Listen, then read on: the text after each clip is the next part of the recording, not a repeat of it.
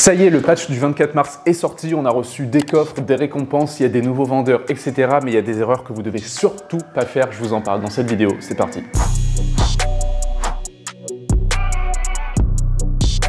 Alors vous l'avez sûrement vu, mais maintenant le vendeur du Grand Prix donne également des bouquins pour augmenter ses chances d'upgrade. Sauf qu'il y a une petite erreur de traduction sur ces bouquins. Donc ne vous faites pas avoir et fiez-vous plutôt à la couleur et à l'ordre des bouquins. Ceux-là sont les bouquins T1, ceux-ci sont les T2 et ceux-ci sont les T3. Deuxièmement, dans le coffre que vous avez obtenu, alors si vous n'avez pas réussi à ouvrir le coffre, c'est normal, il y a un petit bug, vous n'avez pas reçu la notif, mais il suffit juste d'aller dans votre coffre de sélection pour le récupérer. Et vous avez sûrement reçu un paquet de cartes légendaires et en fait c'est un paquet très fort dans le sens où en fait on peut choisir et obtenir la carte légendaire de notre choix. Le conseil, c'est de ne pas tout de suite ouvrir ce paquet de cartes et d'attendre un maximum. Pourquoi? Ça serait beaucoup trop long de tout vous expliquer dans une seule vidéo, mais en gros, ce que vous devez comprendre, c'est qu'il y a plein de cartes que vous allez pouvoir farmer sur du très long terme.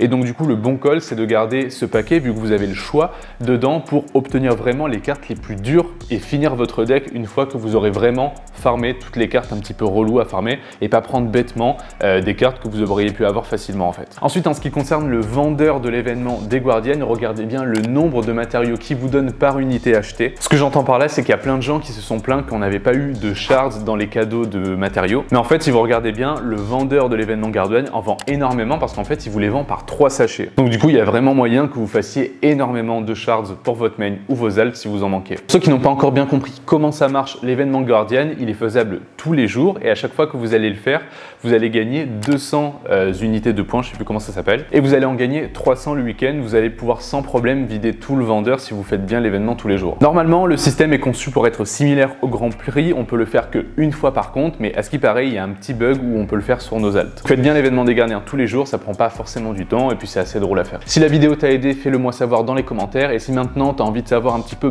quels alts sont plus OP que d'autres pour commencer le jeu et surtout en termes de rentabilité et pour pas galérer dans tous les contenus style la tour, etc., je t'invite vraiment à visionner la vidéo qui va suivre. Je te dis à bientôt, ciao.